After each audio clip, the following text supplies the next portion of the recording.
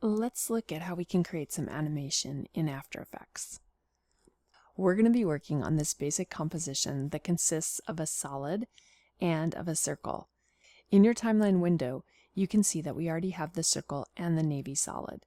You can always hide any of the layers by turning on and off the eyeballs. In addition to doing that, you can also lock layers so that you don't accidentally select them and move them. I'm going to lock my solid layer so I don't accidentally move it. The next thing that I'm going to do is I want to animate my circle. Now before I do that, I do want to point out that when I select the circle, you'll see that we have a bounding box that appears around the circle. In addition to the bounding box, we also have this target. This is the anchor point of the circle. And if I go ahead and twirl open the circle and we look at the rotation, if I rotate my circle, you're going to see that the circle is going to rotate around that anchor point. This point right here is the center of the element. And before I actually create any animation, I want to move this center point so that it is directly in the middle of my object. There's a couple ways that you can do this. One way in which you can do this is with the layer selected, you're going to go up to Layer, Transform, and we're going to select Center Anchor Point in Layer Content. When we do that, you can see that the anchor point has now moved. And now, if I try to rotate the element, it rotates around that center point. It's always a good idea to have your anchor point set before you perform any animations. If the anchor point is not in the appropriate location, when you perform your various transformations, you could get unexpected results. I'm going to temporarily hide my circle layer, and I do want to show you one other method of ensuring that the anchor point is in the center of the element. What we're going to do is we're going to temporarily hide our circle layer and lock this layer. I'm going to click away so that nothing is selected. If you want to create a shape and ensure that the center is directly in the middle, when you first create your shape, if you double click on the shape, it will make the shape and place the anchor point directly in the center. Instead of getting a perfect circle, I've ended up with an ellipse type shape. In order to fix this, I'm going to want to open that layer, go into Contents, Ellipse, and under Ellipse Path, I'm going to go into the size area. Now by default, we already talked how the size area is constrained. So if I change one of these values, the other value is going to change as well. What we'll want to do is if we come to the Constrain Proportions area, we can Option or Alt click on this icon, and this will set the dimensions to the same value. Once we do that, now the element is a perfect circle and the anchor point is in the middle. At this point, I would need to ensure that Constrain Proportions is checked. I'll need to size down the element or type in values so that the element is the specific size that I want. I'm going to go ahead and just delete this layer since we already have resolved the problem, but I did want to show you another method of creating an element and ensuring that the anchor point is directly in the center. Now let's go ahead and create some animation. I'm going to take the circle and I'm going to move it to the top portion of the screen. I actually want this to start off of the screen. I'm going to change the zoom value of my screen by using the pull-down menu, and you can pick an alternate value and you can see that you can zoom in or out within the composition window. I'll go ahead and move the circle so that it's completely off of the screen. Notice that the playback head is at the beginning of my timeline. I'm going to go ahead and open up the circle layer. We'll collapse the contents section and focus on the transform. We're going to be creating keyframes for position because this is the property that we're going to want to change. I'll go ahead and hit the stopwatch to create a keyframe at the playback head in the timeline. Then I'm going to move my playback head out, and we'll just leave it at 1 second, and we're going to select the circle. I'm going to hold down the Shift key to constrain the movement to being perfectly straight, and then I'll release my mouse and then the modifier key. As you can see, I have another keyframe that's been created. If we move the playback head to the beginning and play our animation, and we can play the animation by using our spacebar key, you'll see that the ball is going to drop into place and then it's just going to hold there. Currently, the work area is spanning the entire duration of my timeline, which is 8 seconds. I'm going to grab the work area end and drag it in. This will ensure that if I click my spacebar and play, it will simply focus on the first 3 seconds and only play that segment of my animation. This can be very helpful when you're working with longer projects and you just want to focus in on a certain section of the animation while you're working on it. You can also change the beginning portion of the work area so you can isolate a specific part of your timeline. I'll hit spacebar once again to toggle this off. Now what I'm going to do is I'm going to put my playback head at 2 seconds and we're going to move the circle up. Right now I want to create a bouncing ball. A general rule for creating a bounce is that the element is going to travel about half the distance. So we're going to grab our circle and just drag it up about halfway. Then I'll go ahead and move the playback head to 2 seconds and 20 frames, and we're going to move the ball down to the bottom. Because I want it to end in the exact location, I'm going to select this keyframe, which is the keyframe where the ball is at the bottom. I'm going to copy it by using Command or Control C, and with my playback head at this location, I'm going to use Command or Control V. Once again, I will isolate the work area to only be around 3 seconds, and if I hit the spacebar and we play, you'll see that I now have a bouncing ball. Now currently the animation is quite static. The ball resembles a big plastic ball. The first thing we can do to improve the animation is we can add some easing. I'm going to use the general easing of Easy Ease.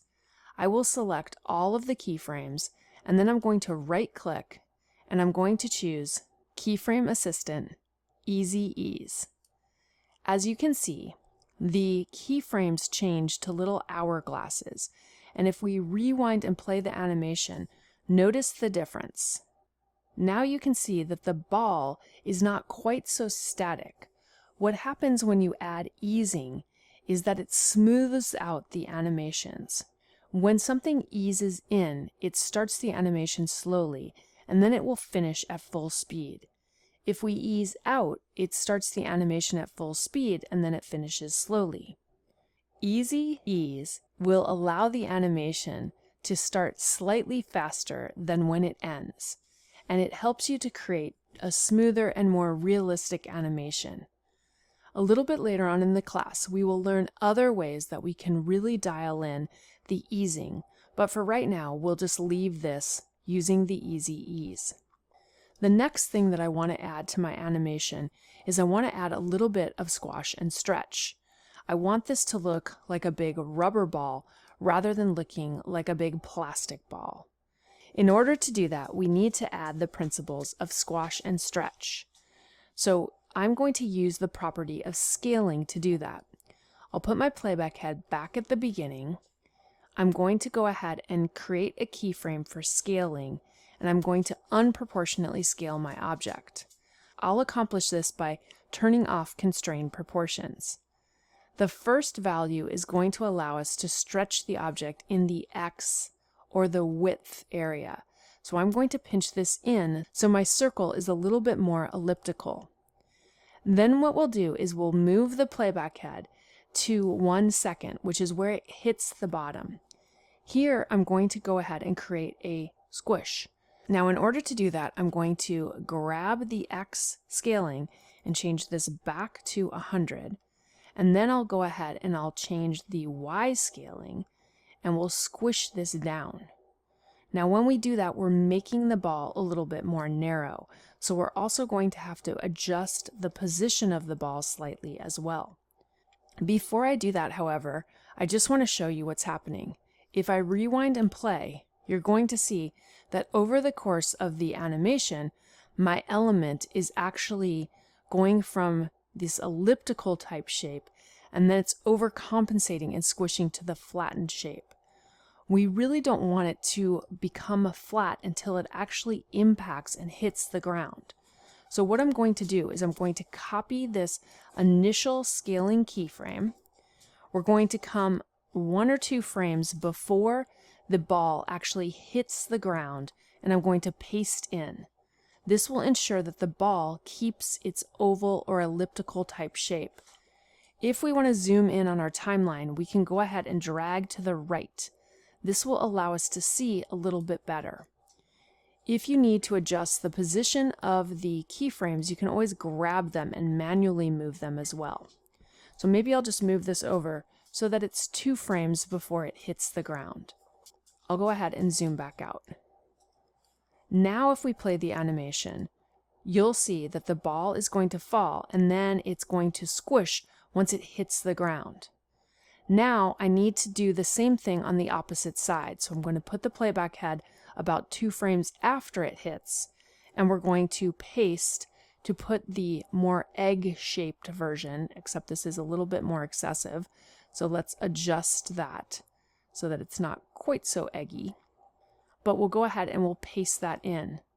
The other thing that I want to do is I want to come to this location and I'm going to grab the element and just bring it all the way down to the bottom of my composition window. Let's preview this and see what it looks like now. Okay, it's still not perfect, but it's starting to look a little bit better. I don't want the ball to move all the way off of the composition. So I'm going to come to this location where it still is in its elliptical type shape, and we're just going to move the ball up. Because we already created keyframes, you can see that that new keyframe gets created. Let's play again now.